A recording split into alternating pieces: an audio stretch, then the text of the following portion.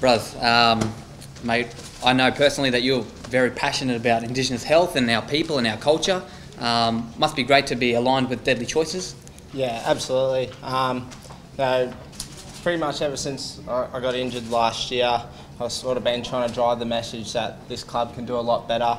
I think that we have a big name in South East Queensland and throughout Australia as well. So from my time at Geelong, obviously with Deadly Choices, where I first met you, I think that Brisbane Lions, Deadly Choices can form a really strong partnership, and I'm really excited to be a part of it. So you know a bit of the background about Deadly Choices, and it was funny, just yesterday I was looking at one of the ads that you and Matty Stokes did, and has your acting improved? Well, I'm sure a lot of AFL fans will say that my acting's improved because they're not too happy about some of them free kicks I got last year, but other than that, I reckon I have, mate. Yeah. Oh, we'll see. When we do our new TVCs, we'll have to get you on board. But I mean, it's great. You know, we're going to be able to use the Deadly Choices, Brisbane Lions shirt as health checks. So it's a great incentive for our people, isn't it? Yeah, absolutely. These are awesome tops, and it'd be great to see as many Aboriginal people walking around with the Brisbane Lions colours on for something simple but as important as a health check. So yeah, the incentive's really there. So. Hopefully they see that and get into the Aboriginal community health services. Yeah. And I guess also the other great thing is, we've got the incentive with the shirts, but being able to use yourself, Cedric and Ali, to come out to our Deadly Choices schools programs and our community events is another incentive for our community to be involved in too, and get close to our superstars like yourself. It's exciting. I really love the community engagement side of it all, and so just see the smile.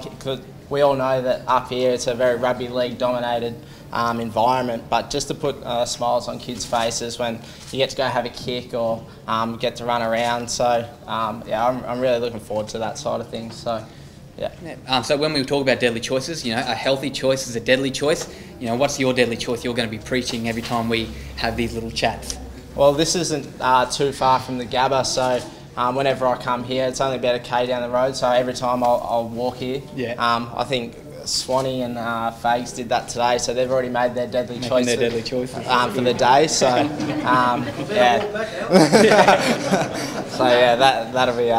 that'll be my deadly choice and preaching that. Oh, awesome, bros! Thanks for joining us. Before we leave, I do want to make mention. Lachlan Harris, we've been talking about this partnership for 5-6 years now, mate. Thanks very much for your help, and Darren Alley from Queensland AFL, mate. We wouldn't have been able to get this over the line if it wasn't for yourself and Angela as well. So thank you very much. Any questions for Alan? Jump in there. All good. How hard has it been for you this season to watch this team improve but not get the results? Yeah, I'd be lying if I didn't say it was difficult. Fags and Swanee obviously spoke about the improvement and not being able to be a part of that has sort of ate away at me a little bit. I've had me moments, ups and downs. You get into training, you prepare with the boys, do everything, do weights with them, but then you get to Thursday, Friday and you realise you're not playing. So I've had me moments, but it's exciting. Like, I've been doing a lot of work with the NEFL on the bench, so just seeing the improvement of them young boys and then being able to go up. So seeing Witho in the NEFL and then going up to play AFL level so well, it's good. So I'm really appreciative of what Mitch Hahn's been, the NEFL coach, has been able to let me do and sort of take the reins when I'm on the bench and talk to the boys. So it's been good. Must be the second year in a row you've sort of had to go through this. Like, how much more difficult is it having to do it a second time? Yeah, I was kind of stiff the last time. Obviously, you know that the plate broke, so it wasn't anything. I played the NEFL game on the Saturday, and I was really looking forward to hopefully playing AFL the next week. And so, it's unlucky. It's something that the surgeon's never really seen, but in terms of the longevity of the rehab and that, I get to do stuff like this. I'm really proud to be an Aboriginal person and push this throughout the club, and I've spoken to everyone who's upstairs, so about my culture and where my family's come from. So if there's a silver lining to my injury, that I've been able to expand on the club's knowledge and of Aboriginal culture. So, but yeah, it's hard watching. It is hard watching. Now you You'll got be a great recruit for us next year, though. yeah. now you got Cedric, so it took a couple of years to spread the message. Yeah, he doesn't speak.